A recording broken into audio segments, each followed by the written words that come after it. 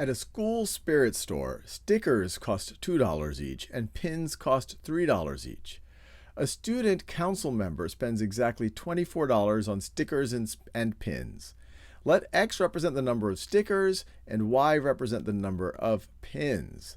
Write an equation that represents the number of stickers and pins the student council member bought. So we'll write that equation first. And then they want us to graph the line that represents the equation. Pause the video and at least think about how you'd approach it. Ideally, try to do it yourself. All right, so let's see. Maybe I'll color code this. They say stickers cost $2 each, and then the number of stickers is represented by X. And then they also tell us that pins cost $3 each, and Y represents the number of pins. So let's think about the total amount that they are going to spend on stickers. They're $2 each, and they're going to buy X stickers. So this is going to be spent on stickers. So let me write sticker cost. And then how much are they going to spend on pins? Well, each pin costs $3, and they're buying Y pins. So $3 per pin times Y pins.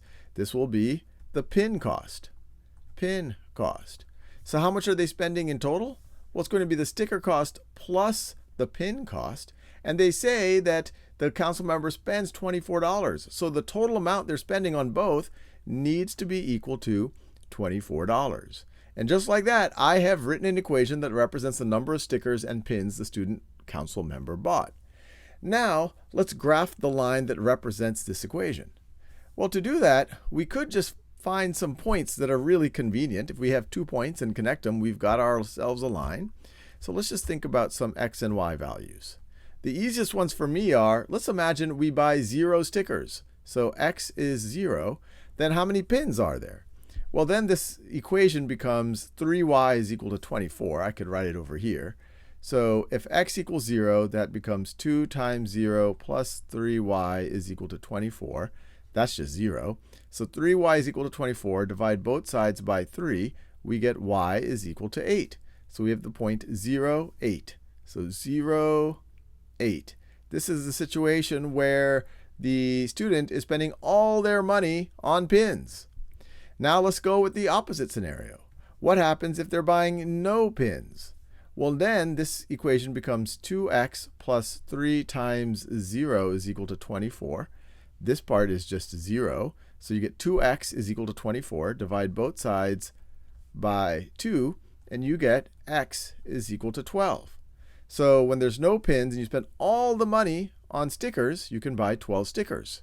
So we also have this other, I guess you could say, extreme scenario. So both of these meet the constraints. They're both on this line. And let's see, I can get my line tool out now, and I can attempt to connect the dots. Let me see how well I can do that. Let me see. Let me get it right on the dot. That's pretty good. And now I can connect the dots.